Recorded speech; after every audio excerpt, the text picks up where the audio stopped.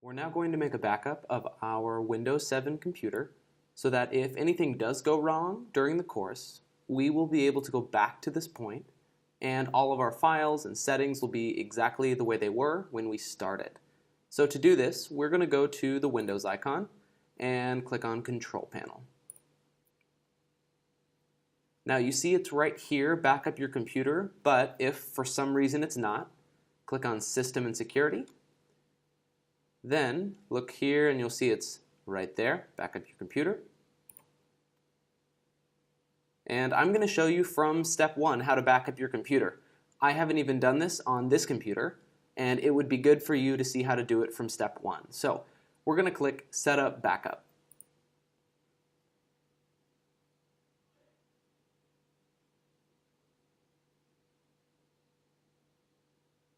In order to create our backup, we're going to need to select a backup drive. So I plugged in my external hard drive named Brains, and you also see that you can select a DVD drive. I'm not sure who would want to back up their entire computer onto a set of DVDs, so using an external drive is much easier. I'm going to select it, and I'll click Next. The next question asks, what do you want to back up? It's recommended that you let Windows choose, but let's say that you wanted to choose what files you wanted to back up specifically. I'll click on that, and then we'll go to the next screen. So, as you can see, it's currently set to back up data for newly created users, any of my libraries, including documents, music, pictures, videos, additional locations like my desktop, downloads, favorites, saved games, any of that stuff. And if you scroll down, you'll see all the stuff on my computer is also saved.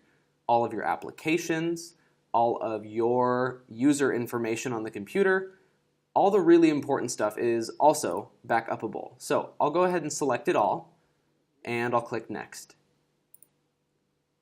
Now, this is just a brief review of what we're going to do. We're backing up to Brains, the external drive. The backup summary here says that we're backing up info for all users and all files on the C drive, which is your default hard drive. Another cool feature is that you can set it to schedule a backup so that you can back up every week or every few days, however you want, and you can change that schedule by going into this settings pane. But I'm not going to. Now, in order to run it, I'm going to click Save Settings and Run Backup. And it starts the process. It might take a little while, so I will go ahead and let it do its thing. It seems to have started it, and I'm going to click Backup now.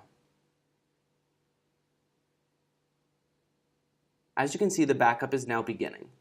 It might take a little while, and so I will pause the video now, and I'll return as soon as it's done. Now that the backup is finished, you can see that the size is 332 megabytes, not too bad.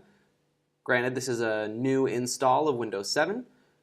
You can see that the next backup will take place on this date at this time based on the current schedule I have set, and today, this is the log of today's backup. Anyway, we have now made a backup of our computer, and we can move forward without any fear of losing files or important data.